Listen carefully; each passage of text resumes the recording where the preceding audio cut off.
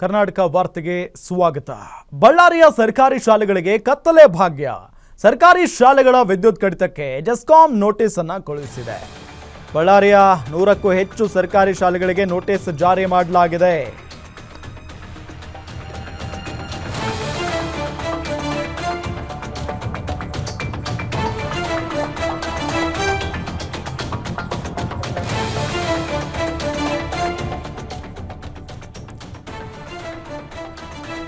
Notice ನೋಡಿ ಶಿಕ್ಷಕರು ಕಂಗಾಲಾಗಿದ್ದಾರೆ. ವಿದ್ಯುತ್ ಬಿಲ್ ಭರಿಸಲು ಅನುದಾನ ಇಲ್ಲದೆ ಅತಂತ್ರ ಸ್ಥಿತಿ. ಕರೆಂಟ್ ಬಿಲ್ ಪಾವತಿಸಲು ವಾರದ ಗಡುವನ್ನ ಕೂಡ ನೀಡಲಾಗಿದೆ. ಬಳ್ಳಾರಿಯ ಸರ್ಕಾರಿ ಶಾಲೆಗಳಿಗೆ ಕತ್ತಲೆ ಭಾಗ್ಯ. ಸರ್ಕಾರಿ ಶಾಲೆಗಳ ವಿದ್ಯುತ್ ಕಡಿತಕ್ಕೆ ಜೆಸ್ಕಾಂ ನೋಟಿಸ್ ಅನ್ನ ಕೊಟ್ಟಿದೆ.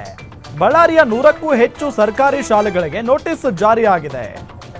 10,000ಕ್ಕೂ ಹೆಚ್ಚು ಕರೆಂಟ್ ಬಿಲ್ ಬಾಕಿ ಉಳಿಸಿಕೊಂಡಿದ್ದಾವೆ ಶಾಲೆಗಳು.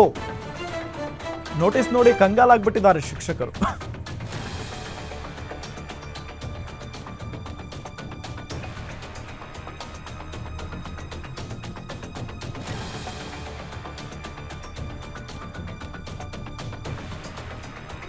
ಬಳ್ಳಾರಿಯ ಸರ್ಕಾರಿ ಶಾಲೆಗಳಿಗೆ ಕತ್ತಲೆ ಭಾಗ್ಯ. ಸರ್ಕಾರಿ ಶಾಲೆಗಳ ವಿದ್ಯುತ್ ಬಿಲ್, ಆ ಬಿಲ್ಲನ್ನ ನೋಡಿ ಶಾಕ್ ಆಗಿಬಿಟ್ಟಿದ್ದಾರೆ.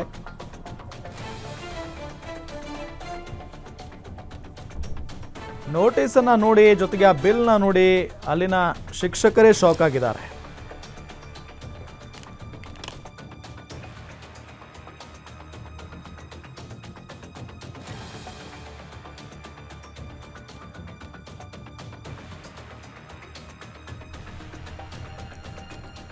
ಡೀಟೇಲ್ಸ್ ಕೊಡ್ತಾರೆ ನಮ್ಮ ಬಳ್ಳಾರಿ ರಿಪೋರ್ಟರ್ ವೆಂಕಟೇಶ್ ಕುಲಕರ್ಣಿ. ವೆಂಕಟೇಶ್ ಕುಲಕರ್ಣಿ, ಬರೋಬ್ಬರಿ ಅಂದರೆ ಎಷ್ಟು ತಿಂಗಳುಗಳಿಂದ ಇಲ್ಲಿ ಬಿಲ್ ಪಾವತಿ ಮಾಡಿಲ್ಲ, ಯಾಕೆ ಪಾವತಿ ಮಾಡಿಲ್ಲ ಅಂತ ಪರಿಸ್ಥಿತಿ ಏನು ಬಂತು? ಹೌದು ರಾಮ್, ಏನು ಸರ್ಕಾರದ 5 ಭಾಗ್ಯಗಳ ಜೊತೆಗೆ ಈಗ ಮತ್ತೊಂದು ಹೊಸ ಭಾಗ್ಯ ಸೇರ್ಪಡೆ ಆಗಿರೋದು. ಅದು ಏನು ಅಂತ ಹೇಳಿದ್ರೆ ಸರ್ಕಾರಿ ಶಾಲೆಗಳಿಗೆ ಕತ್ತಲೆ ಭಾಗ್ಯ ಅಂತಕ್ಕಂಥದ್ದು ಹೊಸ ಭಾಗ್ಯ ಈಗ ಬಳ್ಳಾರಿಯಿಂದ ಆರಂಭ ಆಗಿರ್ತಕ್ಕಂಥದ್ದು.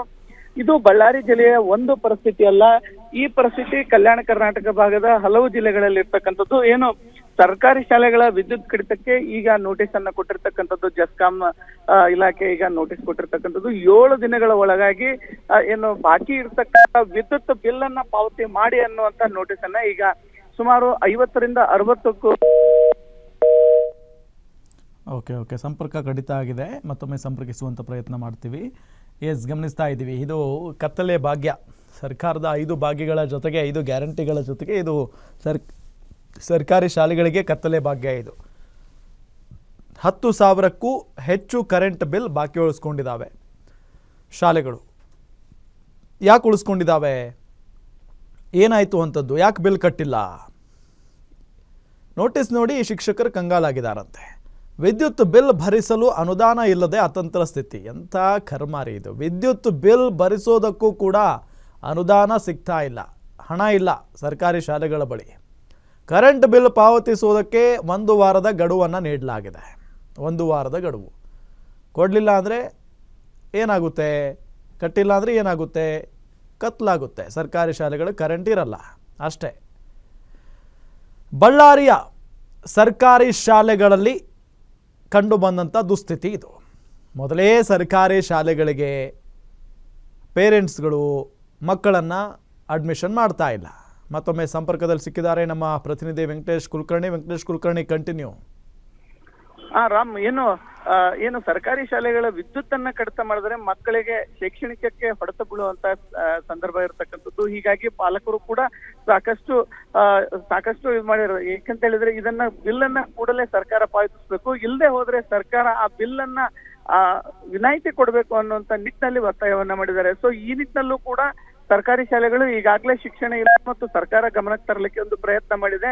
ನಮಗೆ ಎಷ್ಟು ಬಿಲ್ ಪಾವತಿ ಇದೆ ಆ ಬಿಲ್ ಅನ್ನ ನಮ್ಗೆ ಫ್ರೀ ಆಗಿ ಕೊಡಿ, ಮಕ್ಕಳಿಗೆ ವಿದ್ಯಾಭ್ಯಾಸಕ್ಕೋಸ್ಕರ ಫ್ರೀ ಆಗಿ ಕೊಡಿ ಅನ್ನುವಂತ ಒಂದು ಲೆಟರ್ ಅನ್ನ ಈಗಾಗಲೇ ಸರ್ಕಾರ ಗಮನಕ್ಕೆ ಸೆಳೆಯುವಂತ ಪ್ರಯತ್ನ ಮಾಡಿದ್ದಾರೆ. ಅದನ್ನ ಶೀಘ್ರ ಮಾಡಿಕೊಡಿ ಅನ್ನುವಂತ ಒತ್ತಾಯವನ್ನ ಈಗ ಪೋಷಕರು ಮಾಡ್ತಾ ಇದ್ದಾರೆ. ಯಾಕಂತ ಹೇಳಿದ್ರೆ ಸುಮಾರು 50ರಿಂದ 60 ಕನ್ನಡ ಶಾಲೆಗಳು ಬರೀ ಸಿಟಿಯಲ್ಲೇ ಇರ್ತಕ್ಕಂಥದ್ದು ಅಂತ ಹೇಳಿದ್ರೆ ಸಾಕಷ್ಟು ಶಾಲೆಗಳು ಈ ಒಂದು ಬಾಕಿ ಉಳಿಸ್ಕೊಂಡಿರ್ತಕ್ಕಂಥದ್ದು. ಇದನ್ನ ಶೀಘ್ರ ಪಾವತಿ ಮಾಡ್ಲಿ ಅಂತಕ್ಕಂಥ ಒತ್ತಾಯವನ್ನ ಪೋಷಕರು ಮಾಡ್ತಾ ಇದ್ದಾರೆ Ram. Okay okay, thank you ತಮ್ಮೆಲ್ಲ ಮಾಹಿತಿಗಾಗಿ. ವೆಂಕಟೇಶ್ ಕುಲಕರ್ಣಿ, ಕನ್ನಡ ಪರ ಹೋರಾಟಗಾರ ಚಂದ್ರಶೇಖರ್ ಆಚಾರ್ ನಮ್ಮ ಜೊತೆಗೆ ಸಂಪರ್ಕದಲ್ಲಿದ್ದಾರೆ. ಸರ್ ನಮಸ್ಕಾರ. ಸರ್ ನಮಸ್ಕಾರ ಸರ್. ಕನ್ನಡ ಶಾಲೆಗಳ ಶಾಲೆಗಳು ಒಂದೊಂದೇ ಕ್ಲೋಸ್ ಆಗುವಂಥ ಪರಿಸ್ಥಿತಿ ನಿರ್ಮಾಣ ಆಗ್ತಾ ಇದೆ. ಇದರ ನಡುವೆ ಕರೆಂಟ್ ಬಿಲ್ ತುಂಬೋದಕ್ಕೆ ಅನುದಾನ ಸಿಗ್ತಾ ಇಲ್ವಂತೆ ಸರ್. ಎಂಥ ಕರ್ಮ ಇದು ಸರ್. ಬಹಳ ಸರ್ ಈಗಾಗಲೇ ಖಾಸಗಿ ಶಾಲೆಗಳು ಇಂದ ಪೈಪೋಟಿ, ಅದರ ಜೊತೆಗೆ ಸರ್ ಏನು ಇವತ್ತು ಖಾಸಗಿ ಶಾಲೆಗಳು ಅಲ್ಲಿ ವಿದ್ಯಾರ್ಥಿಗಳು ಇಲ್ಲದೆ ಮುಚ್ತಾ ಇದಾರ, ಇಲ್ಲಿ ಮುಚ್ತಾ ಇದಾರ ಅನ್ನೋ ಆತಂಕದ ನಡುವೆ ಕೂಡ ಸರ್ ಇವತ್ತು ವಿದ್ಯುತ್ ಇಲಾಖೆ ನಮ್ಗೆ ಸರ್ಕಾರಿ ಶಾಲೆಗಳಿಗೆ ಶಾಪ್ ಕೊಟ್ಟಿದೆ ಸರ್. ಅದರಿಂದ ಸರ್ ಅವು ಏನು ಒಂದು ವಾರದೊಳಗೆ ಅವರು ದುಡ್ಡು ಕಟ್ಟಿಲ್ಲ ಅಂದಾಗ ನಾವು ವಿದ್ಯುತ್ನ ಕಡಿತಗೊಳಿಸ್ತೀವಿ ಅಂತ ಇದಾರಲ್ಲ ಸರ್. ಅದರಿಂದ ವಿದ್ಯುತ್ ಏನಾದ್ರೂ ಕಡಿತಗೊಳಿಸಿದ್ರೆ ಸರ್ ಕುಡಿಯಕ್ಕೆ ನೀರಿಂದು ಸಮಸ್ಯೆ ಆಗುತ್ತೆ ಸರ್. ಆಮೇಲೆ ಈ ಕ್ಲಾಸ್ ಇದ್ರೆ ಸಮಸ್ಯೆ ಆಗುತ್ತೆ ಸರ್. ಆಮೇಲೆ ಅದ್ರ ಜೊತೆಗೆ ಸರ್ ಏನು ಬೆಳಕಿನ ವ್ಯವಸ್ಥೆ ಇಲ್ಲ ಅಂದ್ರೆ ಅದು ಸಮಸ್ಯೆ ಆಗುತ್ತೆ ಸರ್.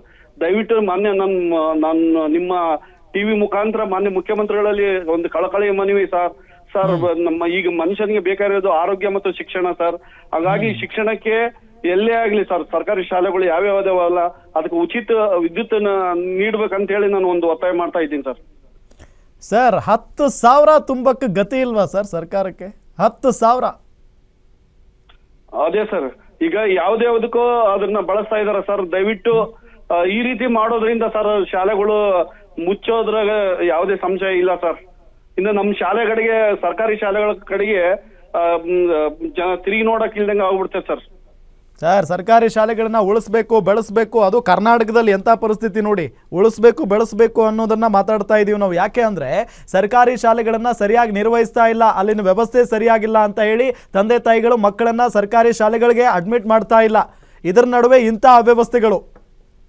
ಹೌದು ಸರ್ ಈಗಾಗಲೇ ಶಿಕ್ಷಕ ಕೊರತೆ ಬಹಳಷ್ಟು ಇದೆ ಸರ್. ಅದು ಅತಿಥಿ ಶಿಕ್ಷಕರಿಂದ ಈಗ ಶಾಲೆ ನಡೀತಾ ಇರೋದು ಸರ್. ಈಗ 50,000 ಜನ ಅತಿಥಿ ಶಿಕ್ಷಕರನ್ನು ತಗೊಂತಾ ಇದಾರೆ ಸರ್. ಆಮೇಲೆ ಅವ್ರಿಗೆ ಸರ್ ಈಗ ಪ್ರಾರಂಭದಲ್ಲೇ ಇರೋದ್ರಿಂದ ಗುಣಮಟ್ಟದ ಶಿಕ್ಷಣ ನಾವು ನಿರೀಕ್ಷೆ ಮಾಡೋದು ಬಹಳ ಕಷ್ಟ ಆಗುತ್ತಾ ಇದೆ ಸರ್. ಈಗ ನನ್ನ ಒತ್ತಾಯ ಏನು ಅಂದ್ರೆ ಸರ್, ಈಗ ವಿದ್ಯುತ್ ಶಾಖ ಜೊತೆಗೆ ಶಿಕ್ಷಕರನ್ನ ನೀಡ್ತಾ ಇಲ್ಲ ಸರ್. ಹೌದು, ಬಹಳಷ್ಟು ಶಾಲೆಗಳಿಗೆ ಸರ್ಕಾರಿ ಶಿಕ್ಷಕರೇ ಇಲ್ಲ ಸರ್. ಅತಿಥಿ ಶಿಕ್ಷಕರು ನಿನ್ನೆ ಮೊನ್ನೆ ಅದೇನು ತರಬೇತಿ ಆಗಿ ಬಂದಿರ್ತಾರೆ, ಟ್ರೈನಿಂಗ್ ಆಗಿ ಬಂದಿರ್ತಾರೆ, ಅಂತವರಿಗೆ ತಗೊಂತಾ ಇದಾರೆ ಸರ್. ಅದೊಂದು ಬಹಳ ಖೇದದ ವಿಷಯ. ಶಿಕ್ಷಕರಿಲ್ಲ, ಮೂಲಭೂತ ಸೌಕರ್ಯ ಇಲ್ಲ, ಶಾಲೆಗಳು ಗಟ್ಟಿಮುಟ್ಟಾಗಿಲ್ಲ, ಶಾಲಾ ಕಟ್ಟಡಗಳು. ಇಂಥ ಅವ್ಯವಸ್ಥೆ ನಡುವೆ ಎಲ್ಲಿ ಸರ್ ನಾವು ಕನ್ನಡ ಉಳಿಸಕ್ಕಾಗುತ್ತೆ, ಕನ್ನಡ ಶಾಲೆಗಳನ್ನು ಉಳಿಸಕ್ಕಾಗುತ್ತೆ? ಹಾ ಸರ್, ನಮ್ದು ಕನ್ನಡ ಅಂದ್ರೆ ಬರೇ ಭಾಷಣಕ್ಕಷ್ಟೇ ಸೀಮಿತ ಆಗಿದೆ ಸರ್. 2 ವರ್ಷದ ಇತಿಹಾಸ ಇದೆ, ಹಂಗ ಇದೆ, ಇದನ್ನ ಇವ್ರು ಉಳಿಸಿದ್ರು ಅವ್ರು ಉಳಿಸಿದ್ರು ಅಂತಲ್ಲ. ಯಾರ್ಯಾರೋ ಉಳಿಸ್ಯಾರ ಸರ್, ಅದನ್ನ ನಾವು ಕಾಪಾಡ್ಕೊಂಡು ಹೋಗಕ ನಮ್ಮ ಸರ್ಕಾರಗಳಿಂದ ಆಗ್ತಾ ಇಲ್ಲ ಸರ್. ಅದು ಬಹಳ ಖೇದದ ವಿಷಯ sir. Yes sir. Okay sir, thank you Guarantee News ಜೊತೆಗೆ ಮಾತನಾಡಿದ್ದಕ್ಕೆ.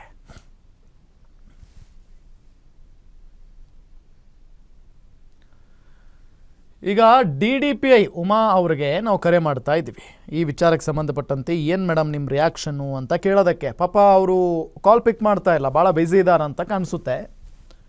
ಕನ್ನಡ ಶಾಲೆಗಳು ಅಂತ ಬಂದಾಗ, ಕನ್ನಡ ಶಾಲೆಗಳ ವ್ಯವಸ್ಥೆ ಅಂತ ಬಂದಾಗ, ಕನ್ನಡ ಶಾಲೆ ಮಕ್ಕಳು ಅಂತ ಬಂದಾಗ ತಲೆ ಕೆಡಿಸ್ಕೊಳ್ಳೋರು ಯಾರೂ ಇಲ್ಲ ರೀ, ಯಾರೂ ಇಲ್ಲ. ಹಂಗಾಗಿನೇ ಕನ್ನಡ ಶಾಲೆಗಳ ಪರಿಸ್ಥಿತಿ ಅಧೋಗತಿಗೆ ಆಗ್ತಾ ಇದೆ.